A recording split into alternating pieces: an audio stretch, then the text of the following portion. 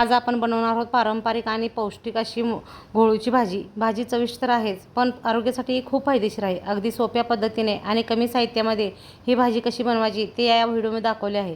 Video आवडला तर like करा, शेअर करा, सबस्क्राईब करा आणि आपल्या रेसिपीला सुरुवात करूया. आज आम्ही घोळूची भाजी करणार आहे बघा. हे गावाकडून आलेली आमच्या आईनं घोळूची भाजी आणलेली आहे बघा. ते एकदम स्वच्छ निवडून धुवून घेतलेले आहे आणि बारीक निवडून पण घेतलेले आहे बघा. तर आता आपण याला फोडणीची तयारी करायची आहे.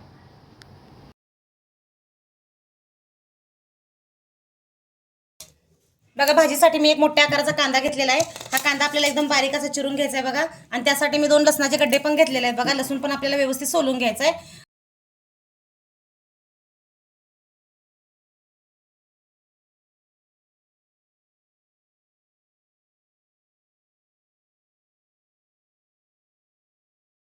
बघा, मी एक मोठ्या आकाराचा कांदा व्यवस्थित बारीक चिरून घेतलेला आहे आणि एक लसणाचा गड्डा पण घेतलेला आहे सोलून. आता आपल्याला भाजीला फोडणी द्यायची आहे. प्रथम मी गॅस पेटवलेला आहे बघा आणि गॅसवरती कढई ठेवलेली आहे. आता आपल्याला यामध्ये तेल टाकूया आपण. तेल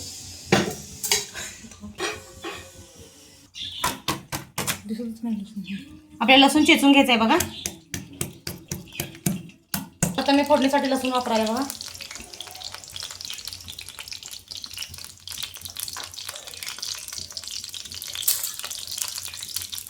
लसूण भाजलेला आहे बघा. आता आपल्याला कांदा घालायचा आहे यामध्ये. कांदा पण चांगला व्यवस्थित तांबूस रंगावर होईपर्यंत आपल्याला भाजून घ्यायचा आहे बघा व्यवस्थित. आता यामध्ये लगेच आपल्याला मीठ टाकायचं आहे. मीठ टाकल्यामुळे कांदा पण लगेच भाजतोय. चवीनुसार मीठ टाकायचं आहे बघा आपल्याला.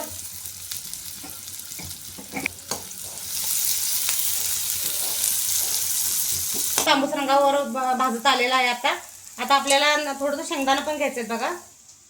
हे मोठे शेंगदाणे आहेत ते आता आपल्याला चेचून घ्यायचे आहेत बघा.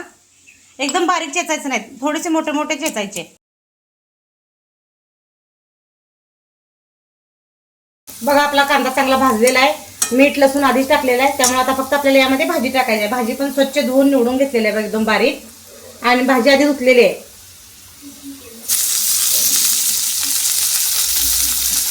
यामध्ये पाणी अजिबात वापरायचं नाही, कारण भाजीमध्ये या पाणी असते आधीच. त्यामुळे मंद आचेवरती आपल्याला गॅस बारीक करायचा आहे बघा. एकदम मंद आचेवरती ठेवायचा आहे. मी गॅस एकदम बारीक केलेला आहे बघा. आता मंद आचेवरती आपल्याला भाजी 5 मिनिटं होईल शिजू द्यायचे. तोपर्यंत मी इकडं शेंगदाणे शिजवून घेणार आहे. यामध्ये शेंगदाण्याच्या कुटाऐवजी तुम्ही मसूर डाळ पण टाकू शकता बघा. बघा, अशा प्रकारे आपले शेंगदाण्याचे कुट मी मोठे मोठे होईल असे चेचलेले आहे बघा.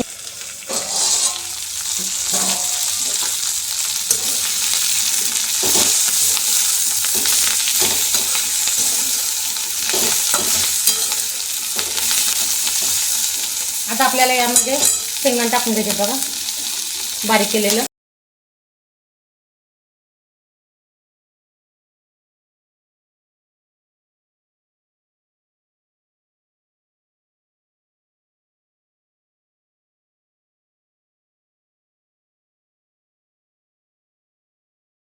पाच मिनिटं भाजी शिजू दिलेली आहे. एक 5 मिनिटं भाजी मी शिजू दिलेली आहे बघा. पाणी अजिबात वापरलेलं नाही.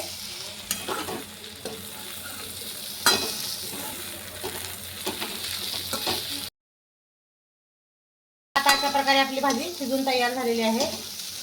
तुम्ही बाजरीच्या भाकरी संगट किंवा ज्वारीच्या भाकरी संगट खाऊ शकता. एकदम भाजी टेस्टी लागते. शुगरसाठी तर याचा फार उपयोग आहे.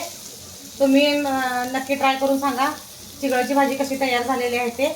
माझ्या चॅनलला लाईक करा, सबस्क्राईब करा, शेअर करा. धन्यवाद.